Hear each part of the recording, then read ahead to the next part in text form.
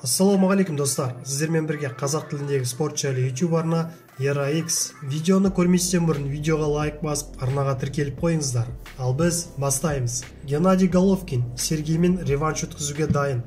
Мен қарсыласыма үлкен рахметімді айтамын. Оның тамаша командасы бар. Бірінші раундтан кейін ауыр айқас болатынын түсіндім. Мен үшін бүгін сәтті күн деп ойлаймын. Тендігімді жоғалтып алдым. Сергей үлкен ерлік көрсетті. Мен оған реванш беруге әрине дайынмын.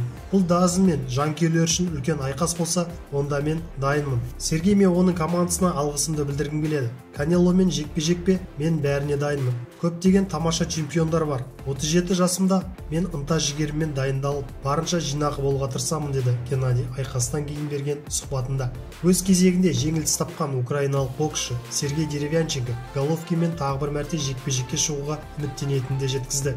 Өзімді жақсы сезініп тұрмын. Менің командама, барлық украиналықтарға, айқасты тамашалауға келгендердің барлығына рахмет. Кейде көрмей қалып жаттым. Көзім ісіп кеткенде ол бүйірден соққыларды жаудыртты. Қимылдап қозғалғанымда оған орын бердім. Ұзақ соққыларын бастады. Тұтқа қарай шегінгенімде жақсы соққылар жасай алдым, дейді украиналық спортшы.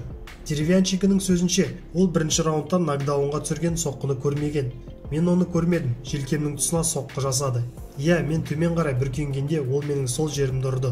Мен тұрып айқасты жалғастырдым. Қатты есеңгіреп қалу болған жоқ. Мүмкін болса реванш өткізгім келеді. Мен дайынмын, деді Деревянченко сұхбат барысында.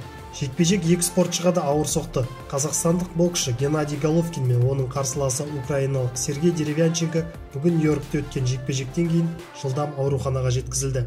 Деревянченконың промоутері Лу Дибела Twitter парақшасында екі боксшы да баспасөз мәслихатына қатыса алмайтынын мәлімдеді. Қазақстан Республикасының президенті Қасым-Жомарт Тоқаев өз Twitter парақшасында Геннадий Головкинді IBF және IBO тұжырымдары бойынша әлем чемпионы атануымен құттықтады. Геннадий Головкинді IBF және IBO тұжырымдары бойынша әлем чемпионы титулдары үшін болған тартысты бокс алаңындағы тамаша жеңісімен құттықтаймын. Гена өзінің кәсіпқой бокстың хас шебері екенін, жеңіске деген табанды ұмтылысын тағы да дәлелдеді. Қазақстан сені мақтан тұтады. Алға, Гена, деп жазды мемлекет басшысы. Айта кетейік, Головкин төрешілер шешімімен жеңіске жетті. Осылайша қазақстандық былғары қолғап шебері IBF және IBO тұжырымдарының белдігін қайтарып алды. Сіздермен бірге болған қазақ тіліндегі спортшы YouTube арна ERA-X. Арнаға жазылуды ұмытпаңыздар. Күн сайын жаңа видеолар біздің арнаға шығып отырады. Ал мен сіздермен қоштаспаймын. Келесі кездескенше.